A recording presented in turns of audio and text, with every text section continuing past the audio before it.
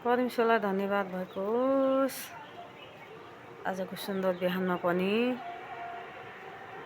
दैनिक बलिदानको साथसाथै फेरि पनि म तपाईँहरूको अगाडि आएको छु। तपाईँहरूलाई जय मसीह अभिवादन। यहाँ यसरी लेखेको छ भजन सङ्ग्रह 95 को 1 देखि 2 सम्म। आओ परमप्रभुको निम्ति हामी आनन्दले गाउँ, हाम्रो उद्धारको चट्टान कहाँ चर्को स्वरले कराउँ। धन्यवाद चढाउँदै उहाँको सामुन्ने आऊँ, भजन र गीतले उहाँको प्रशंसा गरौँ। किनकि परमप्रभु महान परमेश्वर हुनुहुन्छ, सारा देवहरूमाथि महाराजा। हेर्नु त परमेश्वरलाई एकदम धन्यवाद भएको।